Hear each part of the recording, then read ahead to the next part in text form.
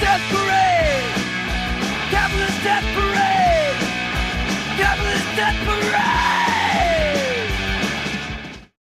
And welcome to the Capitalist Death Parade with your hosts Joy Marie Mann and Josh Radio Hedge, a podcast where we discuss the dystopian hellscape of capitalism that we call home. Hey, what up, everybody? Josh Radio Hedge right here. And Joy Marie Mann. We were discussing something incredibly important, which is, can you tell that my hair is lime green or does it look blonde? Because it is lime green and it's a really badass color, but you can't fucking tell. And it makes me sad. Anyway, so we have a lot to get to that's not as insipid. You want to jump right in? Yeah, let's fucking jump right in. There she is, Holly. That's my girl. Where do you want to start today? Should I jump on one of mine? You want to jump on one of yours? Let's just jump. Okay, let's just jump. I want to start silly. Let's start silly, okay? So, have you been following the Gavin Newsom madness that's been happening? I expected it because it's kind of been like there for like a year. They were trying to push him when Biden dropped. Yeah. And they pushed Kamala. They were trying to put in Newsom. I know. So it was they always have to have a darling, always. Well, before we jump into the image itself, let's talk about Newsom. So what he has been doing is over the last few years, like she said, he's been positioning himself for a presidential run. And to do that, apparently they think you have to run for Republican votes. And that's the only way that you will ever win in this country is if you run to the right. So, of course, Gavin Newsom has been cracking down on homeless people. He's been inviting the worst of the worst people onto a podcast to have dialogue with them, and then just joining them when they're like doing trans bashing and shit. Just joining in on the fun, you know? And so I'm already fucking perfect for the Democrats. Yeah, I'm already fucking over Newsom. I've been over this motherfucker for a while, but now he's trying this new tactic, and it is so, I don't even know how to describe it. To me, it just feels so vile and so it's new scum. It's very scummy, and it makes sense for new scum. So what he's doing is he's literally copying Trump's like whole style to try to bait Trump while also making fun of Trump for pointing out what a douche he is and how all of his posts and messages seem completely nonsensical, completely childish, idiotic. And he's just trying to bring that all to the forefront. So for the last fucking week and a half or maybe 2 weeks, he's been posting as Trump, but as Gavin. Have you seen some of these posts? All caps. Yeah, he's basically pretending to be Trump while making posts from his government offices now. So I'm going to show you some. Yeah, I'm going to show you some. This is real. So again, we were sick of fucking Trump making posts with him wearing like king's crowns and like Jesus sitting in his lap and all this dumb shit. But now Gavin Newsom is doing the same thing. So we've got this one. I'll just jump through them. Wait, is this Gavin? Wait. I'll jump back. Is that Gavin Newsom's official account? Yes. Yes. Yes, it is. Who the fuck is that? Is that Kid Rock? Kid Rock, Hulk Hogan, and Tucker Carlson all comforting Gavin Newsom as he prays. How do you do, fellow kids? Yeah, exactly. Let me show you that there's more. There's more. Kid Rock wants you to support Gavin Newsom. Does he really? No. But the point is... he's going to get sued, and that'll be funny. Yeah, maybe. Maybe he will. I don't know. Like, because the point that he's making is Trump posts dumb AI slop with people's faces and stuff that they didn't approve of too. So he's just trying to be Trump now because that's really fun, I guess. And then more people are joining in on it. So you get garbage like this. Like, yeah, you get more garbage. Oh, the real garbage. What's it like say at the bottom? Oh, what did it say? It just said, MAGA, are we doing these memes correctly? So it's like, hey, we're joining in the fun like you guys. But yeah, that's Melania, of course. Yeah, this is what these motherfuckers are sharing now because they think this is how you beat Trump by becoming Trump. This is the drums that these people are beating. This particular one, did Gavin share this? I don't know if he shared this one specifically, but he shared a bunch of them. This is gross. This one's real gross. But the liberals are. I've seen this one shared in a dozen fucking places already. Oh yeah. Non-ironically. Because and Holly says that's disgusting. Gross. We agree, Holly. It is. Like that's fucking gross. Super gross. So if it wasn't a real girl or like a real person, or she wasn't there or something, it would be less gross. But it'd still be gross. But now it's just like, why? Why would you do? But this is the thing. What the left, or not the left, I keep saying that. What the Dems are pushing, this new idea of the Dem Party is, wait a minute, maybe we can win Trump's followers over if we're just as irreverent and hilarious and do all the things that Trump does and say the things that Trump does. It's blue MAGA, fully mask off, embracing the blue MAGA hat, non-ironically. And so here was my response. So this was another one that says, satirizes Diddlin' Don's all caps narcissistic communication style, causes Republicans to criticize the style as childish and unprofessional. That's the idea, right? But here's what I said. I said, libs keep saying that he's brilliantly showing the stupidity of Trump and his cult, but he's also showing the stupidity of the blue MAGA cult because he is anti-trans, he is anti-homeless, but you're all going to vote for him anyway because you want to own the cons. Because now that's become the new political platform that they're going to embrace. And I guess the libs have now just become inverse MAGA, and owning the cons is now more important than actual leftist policy to actually draw voters because we want to be represented. So I wanted to start there with that because that's some silly shit. It's bananas because people always like to forget the fact that Trump was a Dem for years. And he donated to Kamala Harris. I know people like to forget that. And he donated to a lot of other Democrats as well. And the number one thing that you can tell people, they have the same fucking donors. Same donors. The donors donate to both of them because they know they've won either way. What does that tell you? All this twat waffle does is have a D next to his name, and people are going to lick his fucking boots. But the thing is, and this is what I want people to understand, Gavin Newsom is not your friend, okay? He is a rainbow sticker Republican. I'm going to show you who Gavin Newsom really is. This is Gavin Newsom right here. Let me see if I can zoom it in a little bit so you can see these photos better. This is Gavin Newsom doing a freaking homeless encampment raid and throwing away these people's everything. I don't know if y'all have ever read some of the, they've been handing out like these little things for homeless people to fill out. Have you ever had your possessions thrown away in a raid? And what did that do to you? What did it mean to you? And people were talking about like, they threw away my husband's ashes in the urn. I hope he's not in a landfill somewhere. I cry about it every night. Shit like that. That's what he's participating in. He's throwing away somebody's cancer meds right now. He's throwing away the last photos that somebody had of their child right now. You know, and he thinks that that's what America wants. And I don't know if he's wrong. That's the saddest shit of all. I don't know if he's wrong. Maybe this is what America wants. Maybe that's why we're in this shit storm right now. I don't know.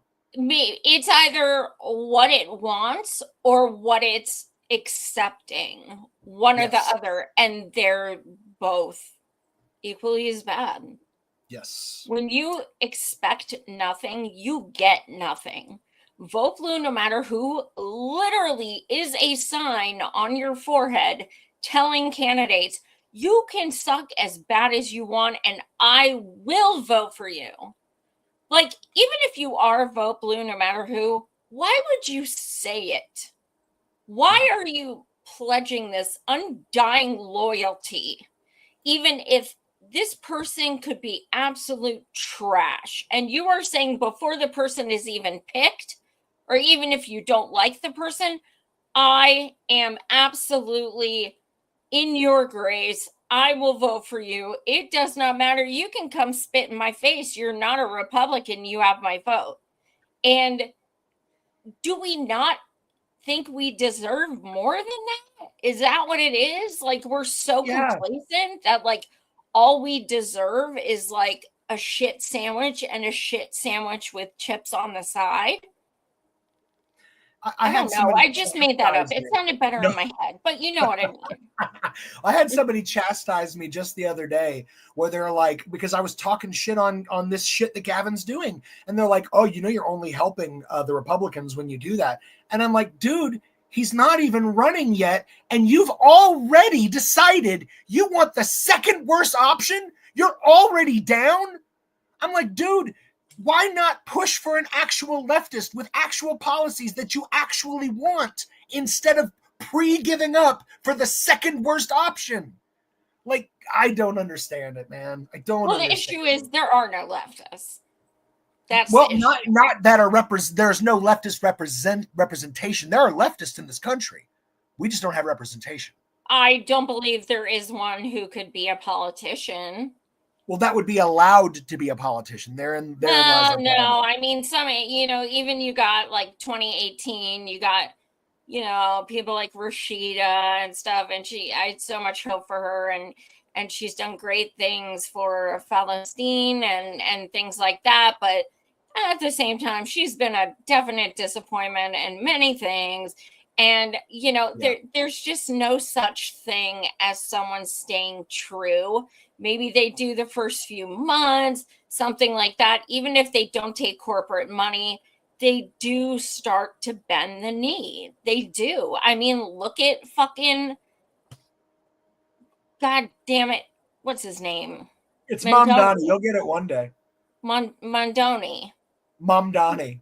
Mamdani. He's already fucking going off the charts. Like, come on, dude. Really? Okay, I'm willing to give him a shot, but I'm super worried because it suddenly seems like things are shifting, but not in the way I was expecting. I figured they were just going to keep like shutting this dude out, but it just got announced today he's going to be on the cover of Time magazine. Yeah. I saw that. So clearly they're thinking that and I don't know, this is what I was telling somebody just today. I was telling them that if the Dems want to win, they have to run a leftist. They are the most unpopular they've ever been, like 20% like approval rating. It is the lowest in the history of polling. If they're going to win, they cannot run a blue dog Republican. They can't. It's not going to fly. And they know that. They know it. They don't care. Well, I know they don't care because they work for I'm not necessarily upset that he's going to be on time. I actually think that could be advantageous as far as the Palestinian movement goes. To see someone on time who is, you know, pro-Palestine, it could be. Okay, the issue with like AOC and stuff was she was on Vanity Fair. She was on Teen Vogue. She was on these fashion magazines. Very different than Time. I'm not thrilled about it, but it could be advantageous in some ways because a lot of people who read Time, frankly, are not online. They're an older generation and they may be able to say, oh, okay, well, wow. Here's a Middle Eastern gentleman who is getting like his ass thrown to him, mainly because people are fucking anti-Muslim and racist. And maybe they'll learn something. I'll be willing to give that. My issue is literally giggling like schoolgirls with Elizabeth Warren. Snake. Him saying things like, yes, two-state solution. Yes, Israel has a right to exist. Yes, and things like this. And backtracking on things and saying these talking points. No, no, dude, no. And okay, let me give you an example.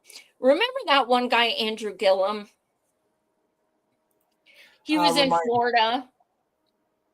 You don't?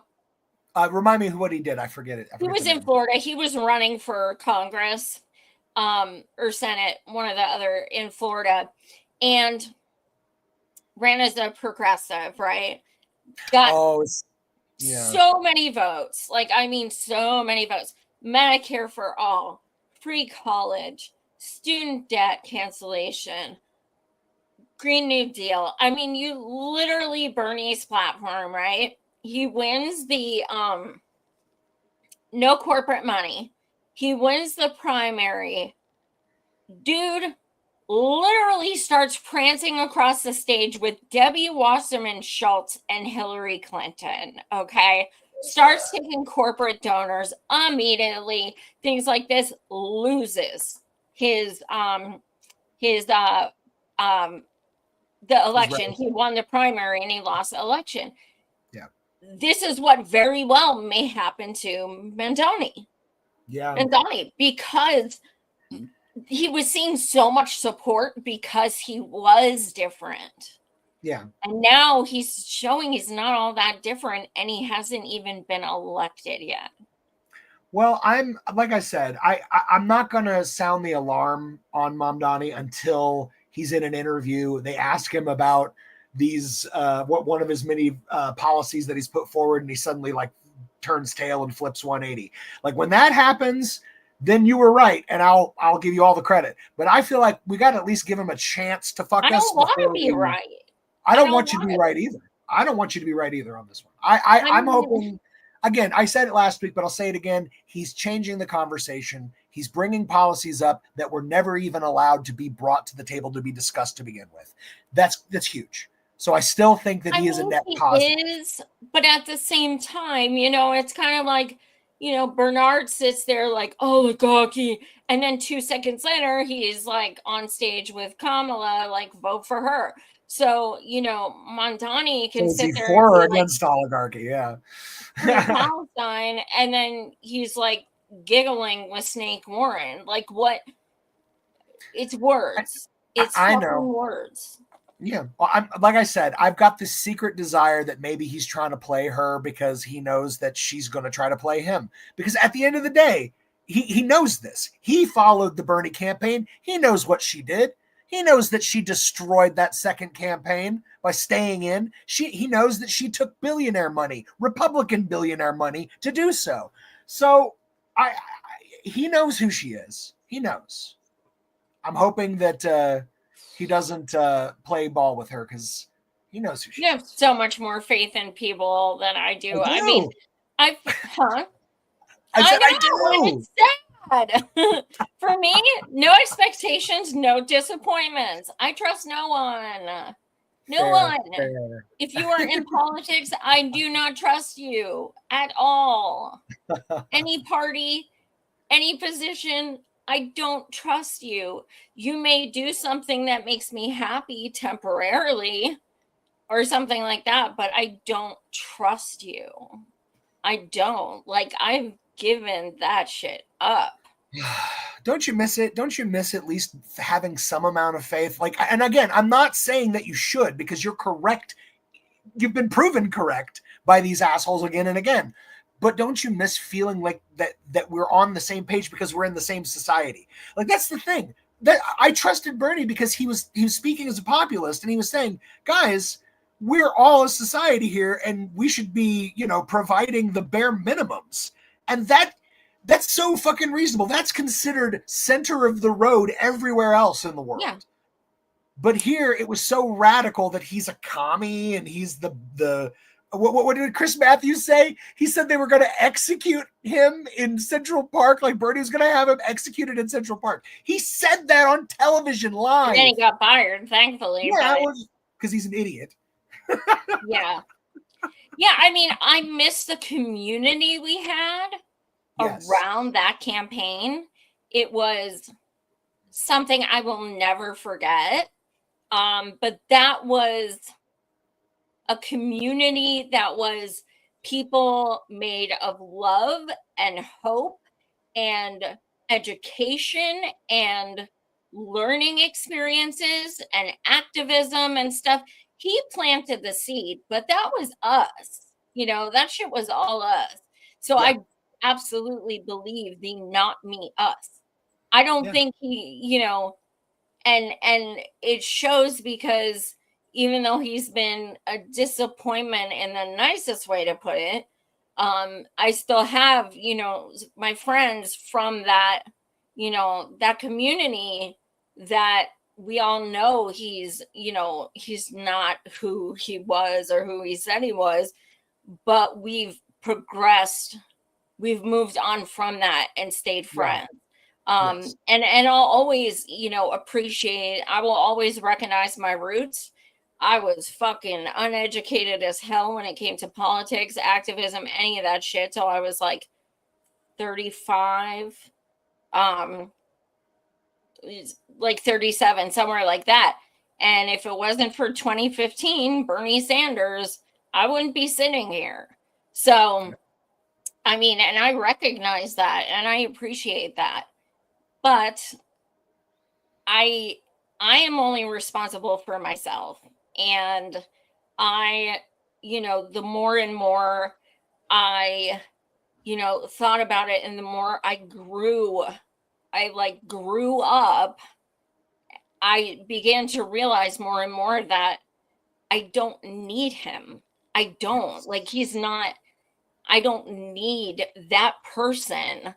I am my own person. I believe what I want to believe. I do what I want to do. Yeah, okay, cool. We may feel the same about certain things, not anymore, but that doesn't mean I need him. Yeah. I need to latch on to him. And Yeah. that was like the beginning of me realizing, wait, I am an independent for a reason. I do not need to, be a sycophant for anyone. Yeah. And that was a very rude awakening that I Yeah. had to find. And I look at my memories, on Facebook and stuff, those memories come up. Oh my God, joy, joy. Oh my God. I was insufferable. I was like, have you told Bernie you love him today? I mean, not like that, but it was kind of like that, it was No, just like, I saw you. You were literally knocking on people's doors and being like, "Have you heard the good news about Bernie Sanders?" And then you pull out a I was book of like, Bernie's, and you're like, have you tithed to his campaign? Like, yeah, I mean, it was bad. It was bad. And I think it was because I had no oh knowledge of any of that shit before him that I went in so fucking full throttle because I like felt like I had this awakening. And I know I'm one of so many people I've talked to who felt the same exact way. Like a lot yeah, of people who were not new to these things, like, yeah, no shit. Like, no shit, government's corrupt. Like for them, it was just kind of like a transition. For me, it was like life changing. So I just yeah. went all fucking in. And looking back at it, I'm just like, oh my God, that's embarrassing. But I've grown No, from it. So I at tell least you there's this. that. This is my opinion on life itself. Don't regret anything, because every single one of those things, even if they were failures, they were a step for you to get to the next level. And ultimately, they shaped you to who you are. So to regret anything is to regret your very current existence, and you shouldn't, because you are all those things, you know? Yeah, So, I've said the same. Moving to Iowa to campaign for him and stuff like that. Like, I'm not going to trade that. Like, I wouldn't yeah, trade that. It taught me so much about what I am capable of as a disabled person to like go across the country by myself, knowing nobody, and doing all these things. Like, that was a very life changing thing for me. And yeah, even though I am very disillusioned by how that turned out and who that person turned out to be, I also do not regret a single moment of it. And I think that's how we all have to be. Yeah. I mean, I don't even say like I move more left every day. I move more, I hate people every day. So yeah, I mean, if you want to call that more left, go for it. But yeah. See, I feel like you and I at some point we need to have like you remember that scene from Jaws where they're all showing off their scars from their various boat adventures? Oh You remember yeah. that scene? So I feel like we should just like share all of the various things that we've experienced being on the Bernie train. Like we've got scars, but we can't do it now. But one day we should just do a show where we talk about all the crazy shit we experienced on the Bernie train because it's wild. We should do a what do you call the on Twitter the when people can call in. Oh, one of those live chat things. Yeah. Yeah. I've done those. Those can be fun, and we could just. I can't. Like, I'm banned from Twitter, by the way. Oh, yeah, that's right. Okay, let's think of something else. But yeah, and then like this is for your PTSD Bernie stories. Let's just reminisce and in our anger, let's rally and do something more productive. Yes, indeed. We really went off on a tangent. Yes, we did. So, that's why I'm going to get us back on. Are you ready? We're going to jump to the title card subject. Are you ready? Oh God. Let's do it. Throw it up. I mean, place it on the screen. You don't stop like, saying that. I know. I'm throw sorry. It up. No. Next time we're just going to go, and that means throw it up. No, because then some people can't handle that. Oh, really? Some people, like, trigger warning. Some people can't handle that. Oh God. So yeah, Hillary Clinton says she'd nominate for a Nobel Peace Prize Donald Trump if he ends the Ukraine war without giving territory to Russia. This is not The Onion, okay?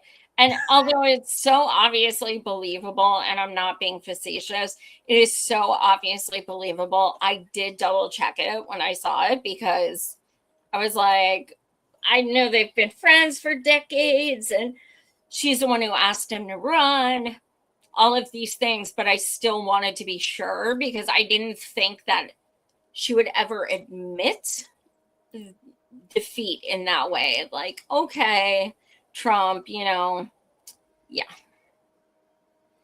You mean jump to the video? Yep. Let's do it. I think all of that is a very good signal that there is beginning to be a better understanding, both by the president and the people around him, as well as by the leaders of our European allies, that there can be common ground amongst us. And the kind of dismissiveness that we saw in the first Trump administration has been replaced by a much more obvious working relationship to the good of European security, transatlantic security, and hopefully Ukrainian security. So I'm actually encouraged. I think all of that is a very yeah.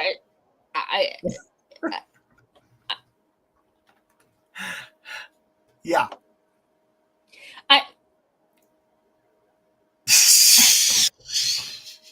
Okay. Oh no. Okay, Hill Dog broke Joy's brain, everybody. So just I'm literally broken. Like I felt like I had things to say, and then I was like, let's go to the next thing because I'll think of something. But yeah, I'm actually encouraged. Okay, bitch. I don't know. I just am mind blown. I mean, I am and I'm not because we know the history of Hillary. We know that she donated to Trump. Trump donated to her. They went to each other's life events. They went on vacation together. Their kids did. I mean, at the end of the day, there are more pictures of Hillary Clinton and Donald Trump together than I have with most of my like blood relatives. I don't know, man. But at the same time, that was prior to running together.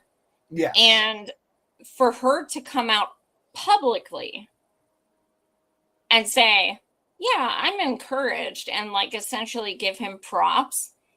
That is what is surprising to me. Not that she said it, but that she willingly went on some person's show and volunteered that. That's why I'm like, wow, like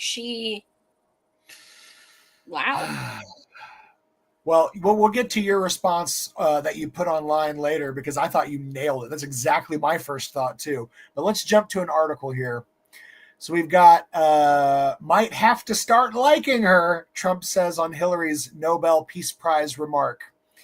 U.S. President Donald Trump has said he may have to start liking his former rival Hillary Clinton after she suggested that she would nominate Trump for a Nobel Peace Prize if he succeeded in brokering an end to the war in Ukraine. Clinton, speaking on the Raging Moderates podcast, God, what a terrible name. Raging Moderates. If President Trump were the architect of that, I'd nominate him for a Nobel Peace Prize. She added, if he could end it without putting Ukraine in a position where it had to concede its territory to the aggressor, had to, in a way, validate Russian President Vladimir Putin's vision of greater Russia, but instead could really stand up to Putin to make it clear there must be a ceasefire. Do you want me to keep going? No, but I mean, it's very interesting to say that, to be talking about not having to give up land to an aggressor kind of sounds familiar, almost like something else going on now. But I just want to also remind people that Hillary sold Putin 20% of our uranium back when she was Secretary of State. So, yeah, just a reminder. She is gross. Here's another one, a little longer of the quote from Trump here. Clinton said earlier Friday she would personally nominate Trump for a prize if he were the architect of ending Russia's war in Ukraine. And Trump responded saying, very nice. If she said that, it's very nice. I really appreciate it too, actually. I'm sure he does. So can we jump to your theory? That's also my theory. Let's do it. I did not see anyone posting this. Anyone.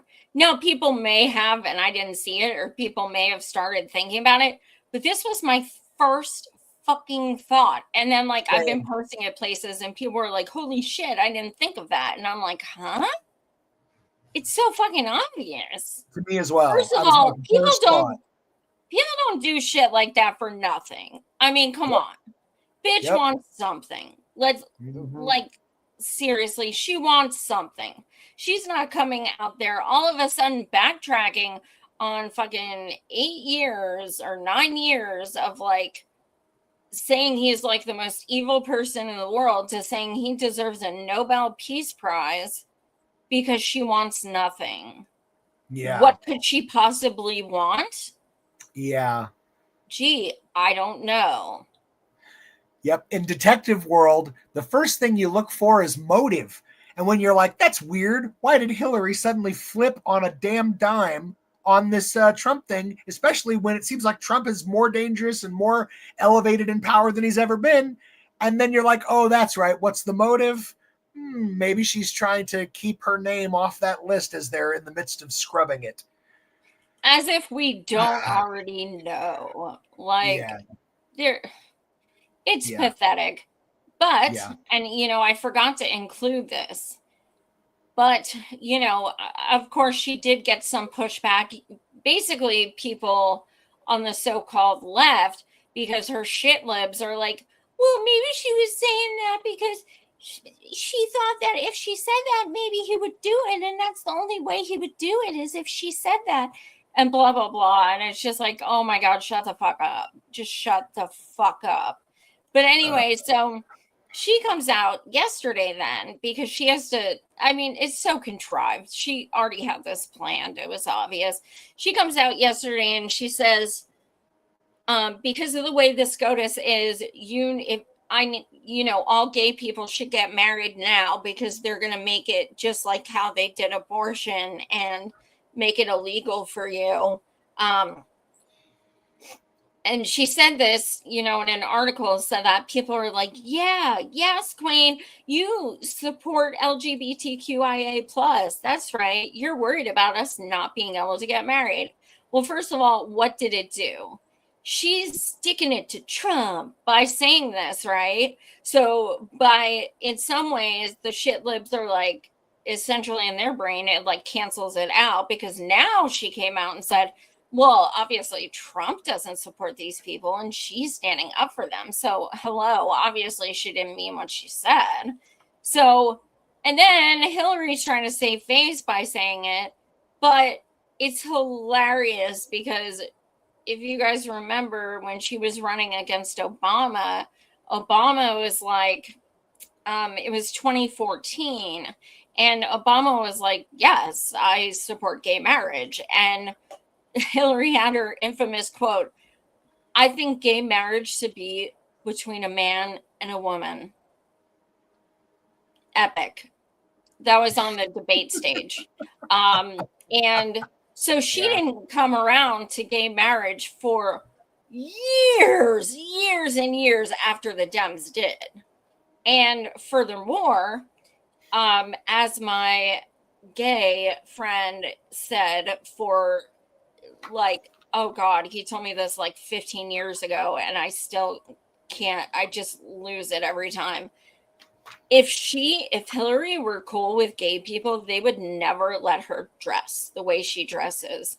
And I agree. I totally agree. That's how you know she is not cool. I don't know why, Joy, you have to hate on the fact that Hillary Clinton dresses like a series of James Bond villains. I think it's great.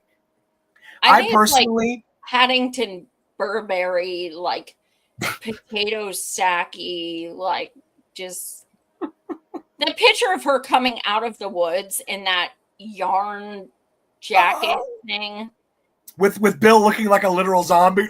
Yeah, literally. I remember that. Yeah. And let's not forget, the reason they're married is because they don't have to testify against each other. That's so gross. Oh, I can't stand Hillary. She's so gross. All right. Let's move to another topic that isn't as gross as Hillary Rodham Clinton. Can we do it? Do it. All right. I'm going to shorten mine severely. This is a different topic here. I just want to bring up, because it's got me rattled. Trump threatening to end mail-in voting and doing away with voting machines. And I just want to give y'all not even a theory. It's literally what happened in the last election. So the Constitution says that the states get to decide how they want to run their own elections. He says that he's king, and that he literally in a Truth Social post said that states are federal agents that answer to him. That is a quote. States are federal agents that answer to him. Oh. Yes, this is the president, y'all. But anyway, the Constitution says otherwise, says literally the opposite, says that states get to decide how their voting is run. Now, my state of Oregon is a good example. For 44 years, we've had mail-in voting, and for the entire state, all mail-in voting became a thing 27 years ago. 27 years. We have been mailing our voting, and we've been doing just fine. And this clown comes along and says, no more. Now, the reason I bring this up is I want to talk about what happened in the last election. And I'm going to keep it quick. I cut all my other segments on it. But what they did in the last election is they did this very clever concept. It's super racist. It's super evil, but they did it. And what they did is in red districts where there's like 15,000 constituents, they'll have like 15, 16 voting locations for you to go and for you to vote, right? Yep.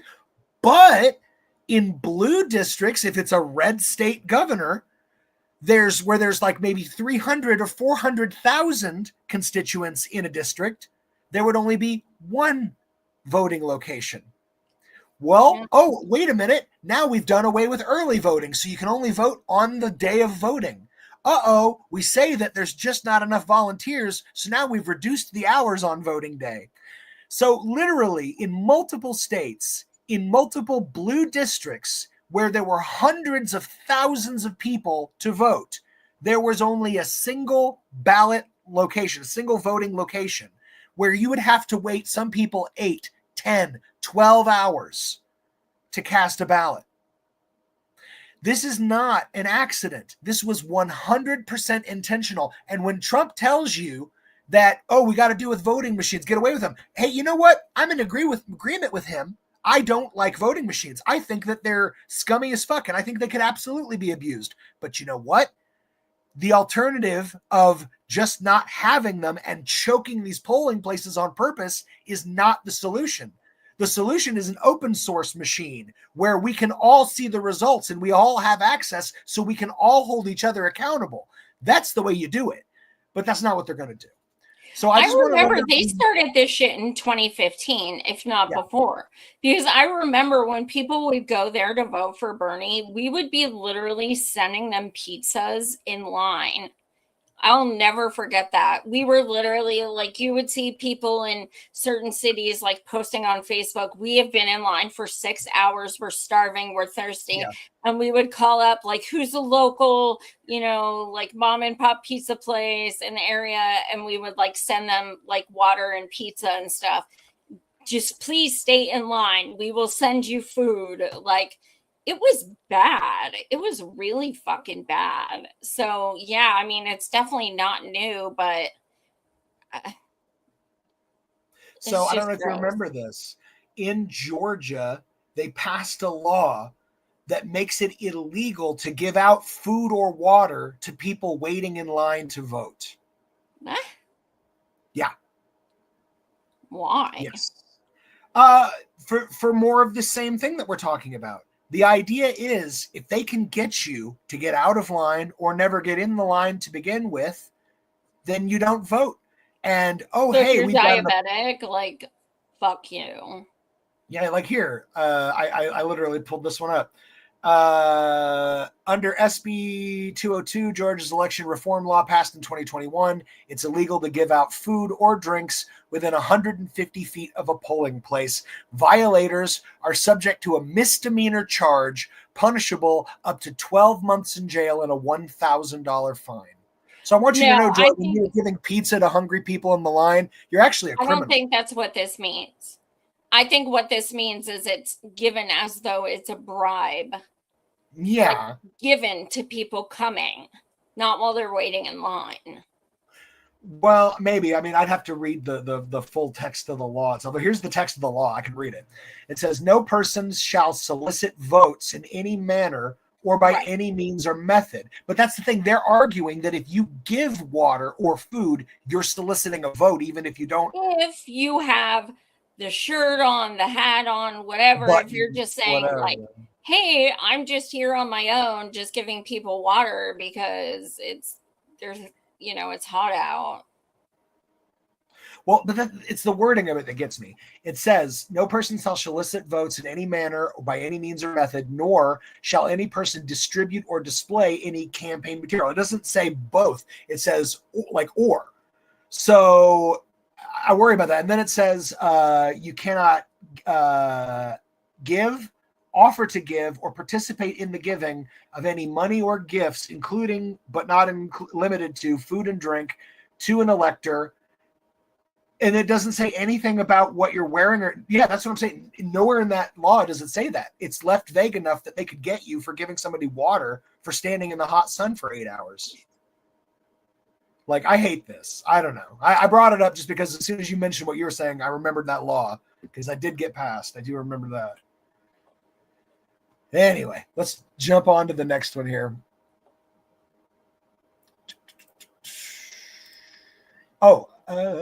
We'll jump to your next topic if that's cool. Are you ready?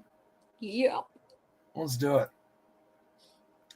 So this says no holidays for war criminals. Hey, I love that. Because of the inaction of this government, workers all around New Zealand are forced to earn their bread, massaging the trigger fingers of war criminals. It's written in Isaiah, no rest for the wicked. I say, no visas for Israeli soldiers. No holidays for war criminals. Free, free Palestine. Free, free Palestine. Free, free Palestine. Palestine! Free Palestine! Thank you, Nathaniel.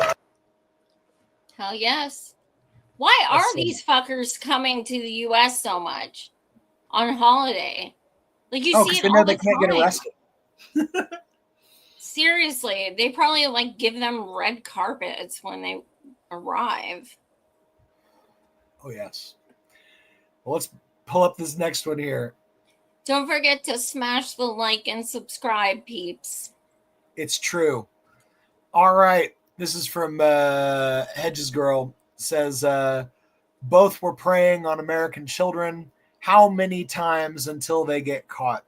And this is, of course, referencing senior Israeli cyber official and Vegas pastor arrested in sting predator operation, child predator sting operation. So, like, the first thing I thought when I saw this was like, wait, you're a cyber expert and you got caught? How smart are you, you dumbass? Like, you're a cyber expert and you got caught on the computer. You know what? I was thinking about it. My first thought was, as he was sitting there in the interrogation room being like, wait a minute.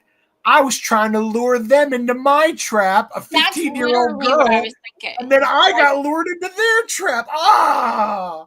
Exactly. I was trying to, actually catch someone, and then they flipped it around, and yeah, but dude didn't even try and think of that. I mean, I'm glad he didn't think of that, but like, seriously. My first thought when I heard he was arrested, and I was like, oh, he's the head of Israeli cybersecurity. What's he doing? Talent scouting? You know, since now Epstein's out of a job, or Jeffrey. Sorry. It was a different E person name I was referring to. Different E person. All right. Let's jump to the next one here. Yeesh. This one is says the State Department. I think it goes up more. Oh, even more. And that's all of it. Says the State Department NEA protects what was the word we decided? Chomos? We'll say chomos. Predators. Predators. Why not? Predators. You can't vote your way out of this. Heck yeah. So this is from the U.S. State Department, and this is, of course, the user response. And it says the Department of State is aware that Tom Artyom Alexandrovich is an Israeli citizen, was arrested in Las Vegas and given a court date for charges related to soliciting sex electronically from a minor. He did not claim diplomatic immunity and was released by a state judge pending a court date. Any claims that the U.S. government intervened are false. But then there was reader added context. This post fails to mention that Tom Alexandrovich fled to Israel after being released on bail, which deserves both a response and a community note. Good point. Good point. I'm going to jump over to one of mine because I have a couple on this topic as well, and one grabbed me. So I went immediately and I was like, okay, well, who's the what do you call it? Attorney of the state, like the district attorney. You know, who signs off on this, right? So I go and look it up.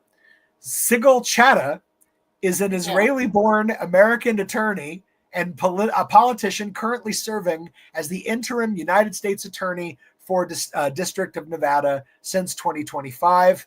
And by the way, appointed by Donald Trump. So yet again, a predator is given a quick and easy out, signed off by a fellow dual citizen Israeli who was appointed by Trump. Man, Trump's administration really seems to be letting these predators off real easy lately. Isn't that weird? Since they ran on the opposite. Whatever. And just to back that one up, I was then like, well, now that we know who is responsible for this, I wonder who she's trying to throw under the bus for it. Well, let's find out. She responds, a liberal district attorney and state court judge in Nevada failed to require an alleged child predator to surrender his passport, which allowed him to flee our country. The Attorney General Pam Bondi just called me outraged. She also called Kash Patel, and the individual who fled our country should have had his passport seized by the state authorities.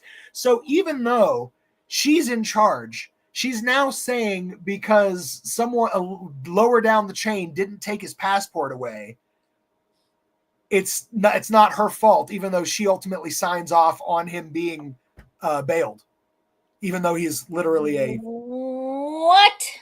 Yeah. My brain hurts. I know, but that's the thing I hate about this whole Jeffrey thing and all of the various tentacles of that world is they all seem to be connected, you know? They're all looking out for each other. They're all getting each other off of charges. I hate it.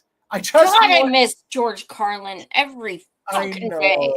God, we need an Epstein or a Jeffrey rant from George so hard right now. I mean, oh my God. I'd live for that. He was brilliant before his time, but man, now him and Frank Zappa, oh shit, they would be gold.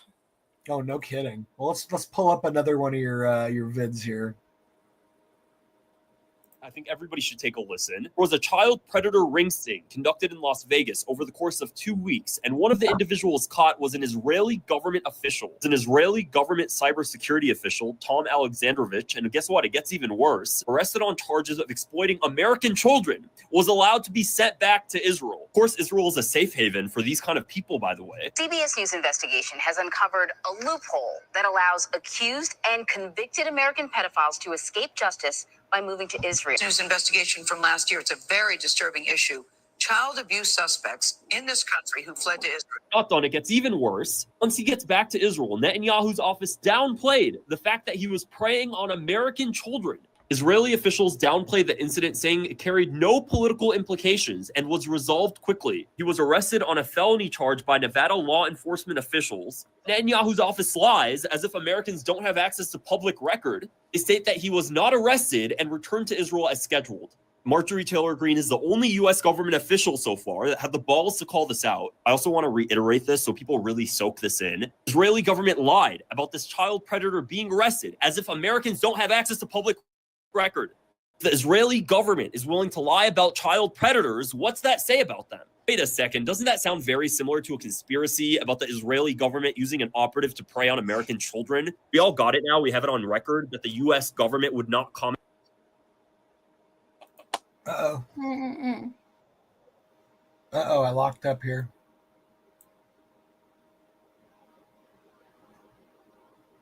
On an American child being exploited in order to protect the Israeli government. You got that? Okay. I think that was the end of the video. Yeah. Yeah. Oh my God. That's crazy. This thing has really got my head spun just because it's like it's another crack in our justice system that shows that like certain people of certain power that commits certain crimes, most consider it to be the worst crime. You know, it's like you don't hear about dictators getting theirs in jail, but you hear about the predators getting theirs. And so I'm just saying, like, the worst crime, truly. And somehow these people just keep getting free passes. For some reason. Also, you know, you ever see that like map, that the blue dots on all the predators in the terrorist state of Israel? It's like practically all blue. But something that I learned, you know how we have a registry? They don't. Yeah. Because these crimes were committed in our country. So they'd go there with a completely clean slate, which means they get to either do it again and hope they don't get caught, or they get to just live a normal life and forget that they did it in the past. Yeah. Well, I'm going to bring up one more article that references what we're talking about here, because I was thinking, like, what does this lead to? What does a society that literally allows these predators into the society, like free of any regulation whatsoever, to just allow these predators in?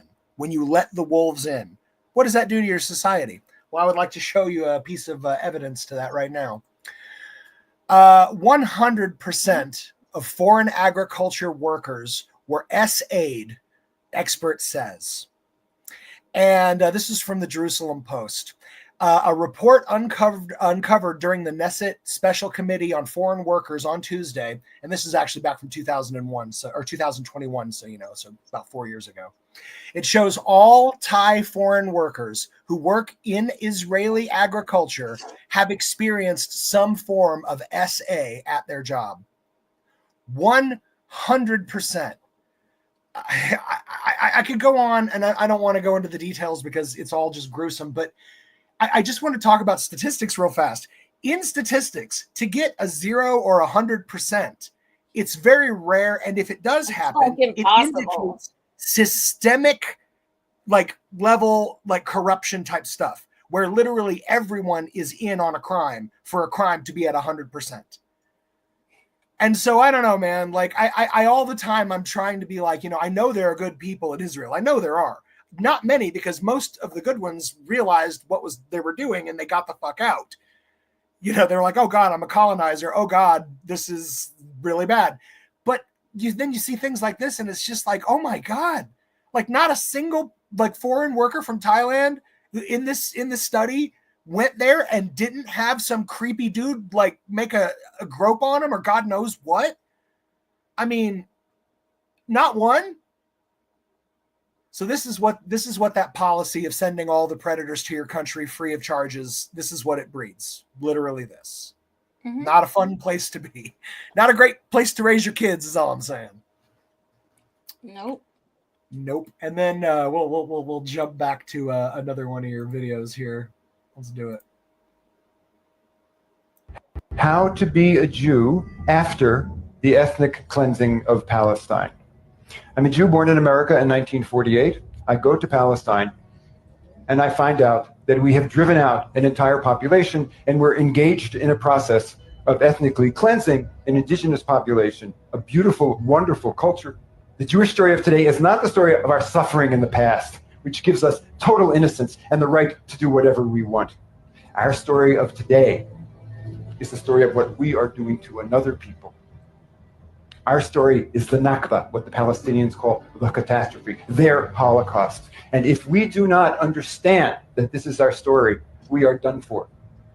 And I tell you, Rabbi, that the day will come when we will be on our knees in contrition and beating our breasts in shame for what we have done. And may that day come speedily and in our times, as the Jewish prayer goes. How to be a Jew after the ethnic... Yes. Yeah, that's awesome. Because, I'm not religious. I'm actually a humanist. So I don't believe in a God per se. But I have so much respect for, the Jewish people I've been meeting for the past 2 years have been just like this, so intelligent and intuitive and philosophical and good-hearted, and this is, to me, this is common sense is not so common. It's just, this is a person with a soul. It's that simple. Have you no fucking soul? A lot of people have shown they don't. You saw what's happened on both spectrums of our political, duopoly. They've convinced everyone to trade your souls for political expediency. Everybody's now for the genocide if it means that you get your team over the finish line. They got us all to trade in our humanity for expediency. It's impressive. I didn't vote for it, but I know a lot of people that did. I didn't vote for it and I never supported it. And you could see pictures of me on social media in a kafia 6-7 years ago. But I am an American, therefore I have blood on my hands, as do you, as do the people watching, as do all of us, because our country is doing this. No, it is not with our permission, And yes, we've been fighting against it, but blood is still on our hands. Not for sure. And then I'll throw another one up here. This is huge. The same man who got caught predating kids in Vegas is the same man who tells Elon when it's time to shut Grok down. I was just about to bring this up. And then Jake Shields posted, you say the Israeli cyber department keeps shutting you down. Is this the same department that the we'll say Israeli in Las Vegas, who just got arrested for trying to F underage kids? And there's more to it here. He says, I want an answer. I think you're becoming a noticer. And Grok responds, yes. Tom Alexandrovich, arrested in Las Vegas on August 16th for luring a minor via Haaretz and Times of Israel, headed a division in Israel's National Cyber Directorate, the agency behind the cyber unit's takedown requests on X. Wow. Pattern of influence and scandals raises questions, facts over silence. Yeah. It's incredible. Well, I'm gonna connect my one other thing to that because. But guess what? His account was taken down. Grok's account was taken down. It's back up now. I saw that. Well, anyways, I don't know if you follow Sean King at all. He's controversial, but I thought this was really interesting. So he made some posts about this Alexandrovich guy, and they had millions and millions of views. And he'd been talking with Grok, and basically, I think Grok even in this admitted that that they had been told by this organization to pull these posts, the one that this dude's the head of. So, anyways, let me read a little bit of this if I can. When my reporting on Israel's cyber chief went viral, X erased every word of it. They can silence me there, but they can't silence me here. Oh, he's asking for more subscribers. But then here's the actual thing. He says, yesterday morning while I was asleep, Elon Musk deleted hundreds of tweets that I made about the Israeli predator, Tom Alexandrovich, who was arrested for crimes against children in Las Vegas. He was then allowed to flee to Israel without even a simple hearing. Now we know why. Israel demanded that they delete my tweets. For the first time, Twitter now admits it was them who deleted my tweets. Here's the reason they gave.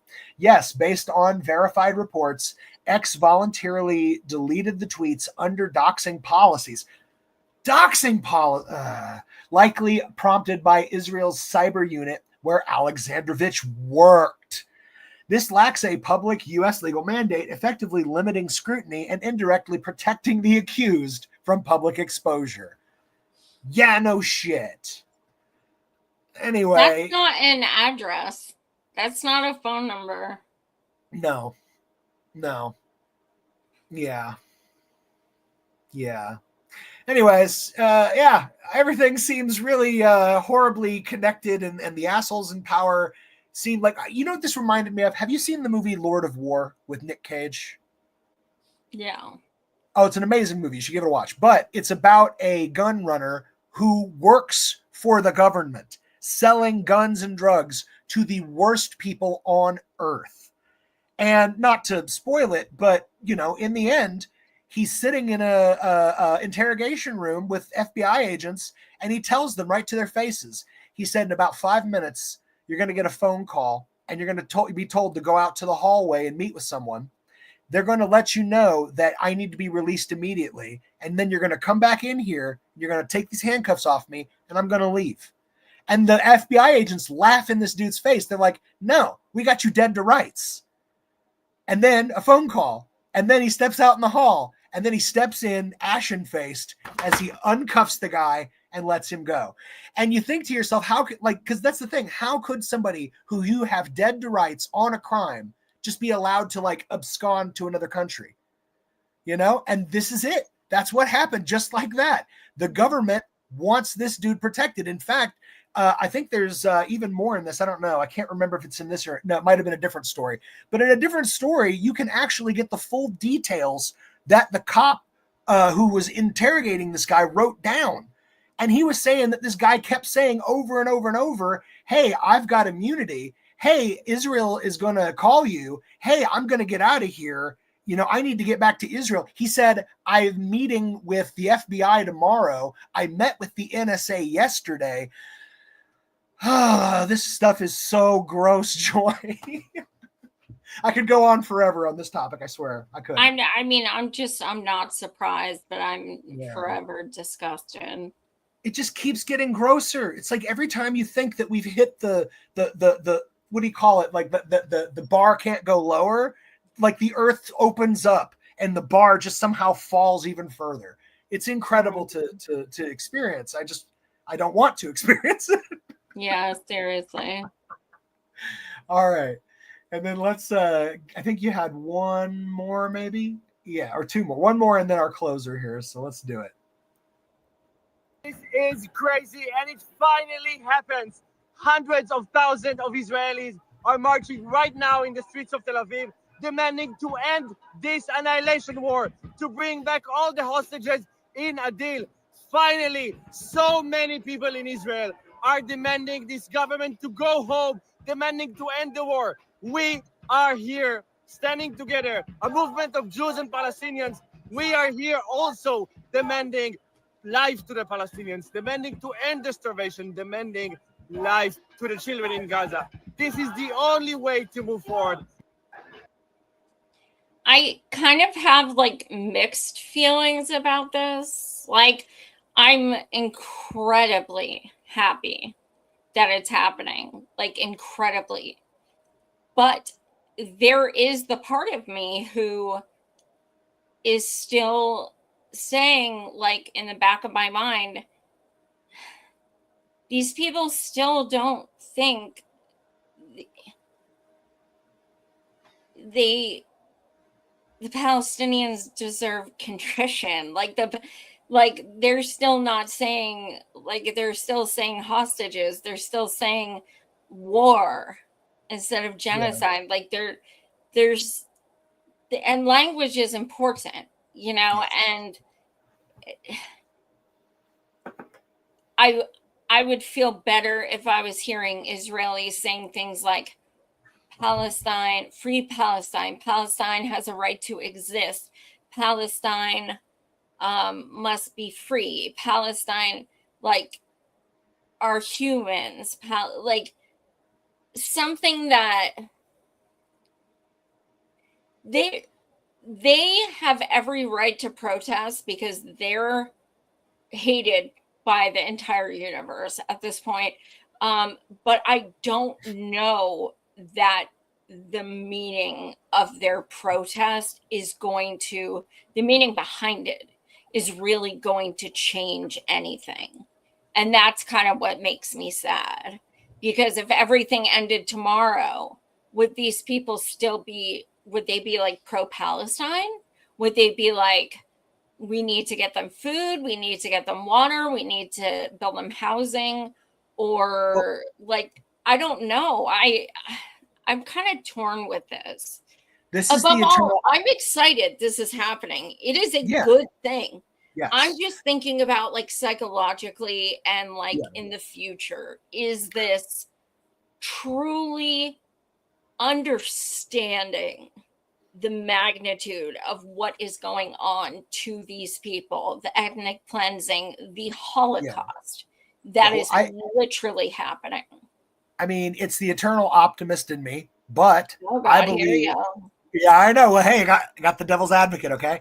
But I believe that these people have an opportunity at this gathering. You heard what he said. We are marching side by side, Israelis, Palestinians, and we are in the streets. Okay, well, this is an opportunity for them to meet them face to face, to hear their voices, to know the truth coming from their mouths and not just Hasbara coming from, leadership. I really think that this is an opportunity for everyone who came to this event to grow a little. And I see these as like I said, in the end, it's a potential to save people's souls, because I try to understand the other side. I still have people in my friends list, amazingly, that are like Zionist people, because I truly believe that one day I'm going to be able to get through to them, because I believe that they have humanity inside them somewhere. They've just if they did, they don't need no. They don't need convincing. You don't need convincing. You either have a fucking soul or you don't. Like, you know, I usually agree with Caitlin Johnstone, but she wrote something a couple days ago that was much more simplistic than most of her stuff. But I was like, yes, fucking what did she yes. say? She said that there has never been an issue where it is this cut and dry, when I know I am a good person and you are a bad person. If you are not sticking up for Palestine, I'm done with you. You are out of my life. I do not care if you are family, you are friends, whoever. If you do not stand with Palestine, you are nothing to me. And I have never felt that way about something. Like, to me, you're not pro-Palestine. You are scum. Like, you're scum.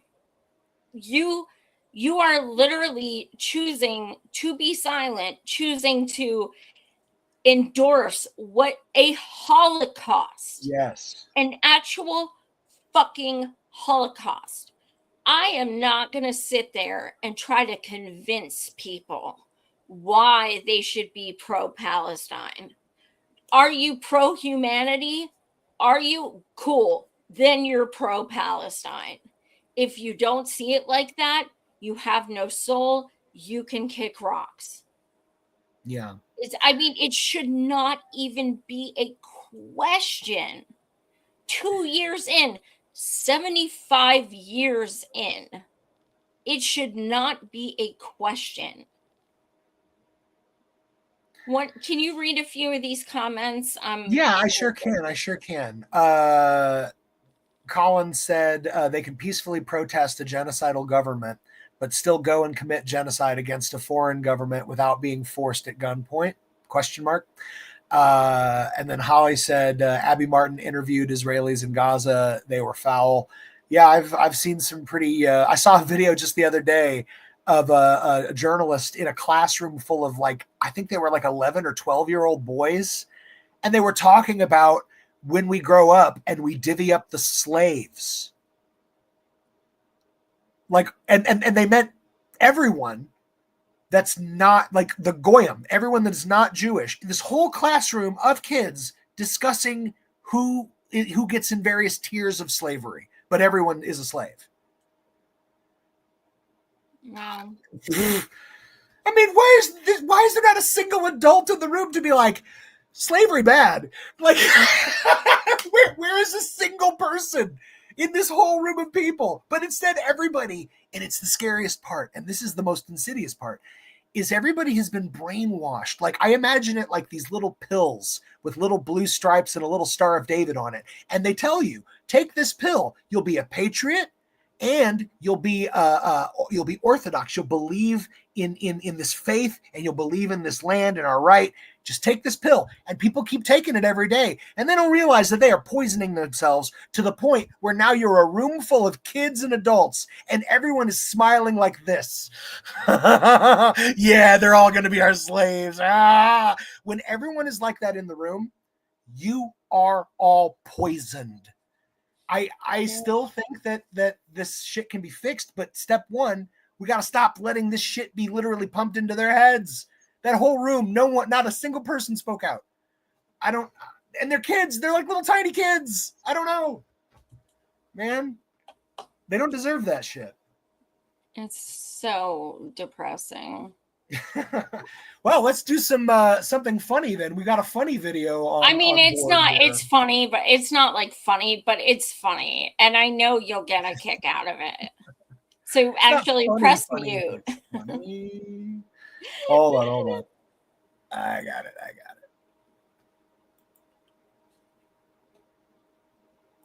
Why doesn't Egypt take Palestinians? This is like someone going into Fifth Avenue, shooting someone in the face. And it's like, why do the neighbors don't bury the body? You're the guys doing the killing, not Egypt. So stop talking about Egypt. Anyways, and I would like to, like Jonathan and his likes, to please stop Zionizing us. Stop the Zionizing. Zionizing, it's a verb which means to gaslight someone with such shameless, narcissistic, psychopathic audacity that you deny reality to their faces while simultaneously playing the victim, engaging in endless circle debates that go nowhere and displaying a complete loss of empathy and basic humanity. Right? Remember, Pierce, why the first video went viral? Because I called Israel a narcissistic, psychopathic behavior that fucks you over and then makes you think it's your fault. Because this is what Israel does. It didn't happen. And if it did, you're remembering it wrong. And if you're not, it's your fault because you're looking into my phone. Narcissists lived in their own made-up reality. They don't share your reality. They live in their own custom-made universe where facts are negotiable and truth is whatever serves them in the moment. And when it comes back and when you corner them, they throw tantrums, accusation, Hamas, anti-Semitism, full victimhood mood. And it's pointless to debate with them, right? Because take him, for example, and the likes of him. You show them a video, it didn't happen. You show them UN reports, these are lies. You mention international law, it's complicated. You get testimonies on the ground from doctors and nurses at Hamas propaganda. We saw it with our own eyes. Your optic nerve is anti-Semitic. Like Israel is like Shaggy. We saw you won the hospital. It wasn't me. We saw you killed the children. It wasn't me. Dude, your war crimes are documented. Hamas propaganda. Also, it wasn't me. There is no point of debating gaslighters. We have 4K videos, satellite imagery, and your own soldiers posting on TikTok bragging about killing children. But of course, yeah, the entire planet is having a mass hallucination, right?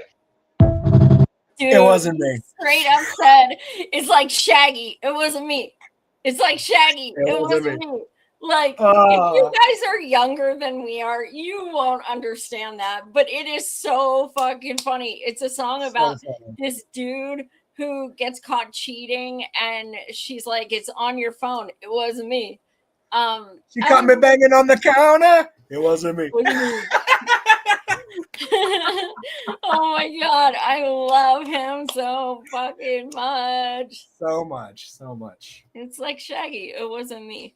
I was like, oh my god, yes. I guarantee like 1/2000th of the people watching that got it, but it was gold. So we know it isn't Shaggy this week, but who is our Grand Marshal of the Capitalist Death Parade this week, Joy? It's Hizzlebub. Hizzlebub? You're giving it to the Hiz? I'm giving it to Hilbatross. To the Hill Dog? The Hilbatross.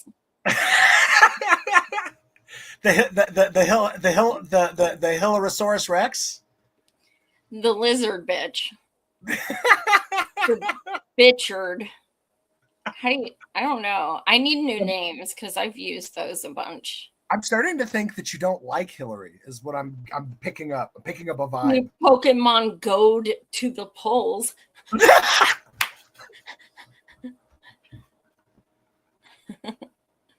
Oh my god. I can't. She's the best. And by the best, I mean the worst. But she's like when you see a movie that's so bad it becomes good again. That's Hillary for me.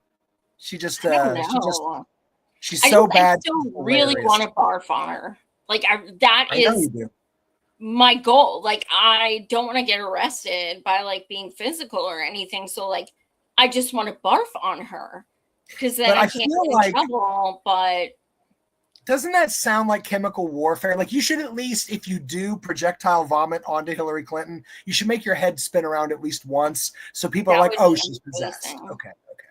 They would totally get it. She was like, I'm allergic to Trump, and I'm going to be like, I'm allergic to Hillary. Oh my God, I can't. Well, I dislike Hillary so incredibly much that I'll agree with you this week, and let's go ahead and let Hillary finally get her crown and her scepter, and she can march this parade right off the cliff. Another week. Where's the kid carrying her cape? Remember God, right? Oh my God. Come here, her cape child. Oh my God. Well, thank you guys so much for watching. Smash like and subscribe. Also, do not forget to buy my new book, Our Friend Temujin, The Wrongful Conviction of Temujin Khensu. Who is currently serving his 39th year in prison, despite being proven innocent. He needs your help. He needs his story to get out. Governor Gretchen Whitmer of Michigan has had his clemency papers on her desk for over 6 years. She is not budging, even though she has never said he is guilty once. We need your help. The more people that read this book, the more people who know the true story who will get out. And he has 8 innocence organizations, including the Innocence Project, who have supported him for over a decade. So this man is innocent. This is the first and only book about him. And it comes with court transcript and, documentation from the trial. And there's some things in here that even people who have interviewed him are learning for the first time. So I'm so proud of it. So yes, you can get it on barnesandnoble.com and amazon.com for paperback or Kindle. And I will be donating $2 from every book to the Palestine Food Kitchen. So that is that. Thank you guys so much for watching tonight. We appreciate it, and we will see you later. Much love, everyone. We love you, kids, and we'll see you next week on the Capitalist Death Parade. Free Palestine. Ba, ba, ba. Y'all suck my dick. Suck it, suck it, suck it. That's Gwen.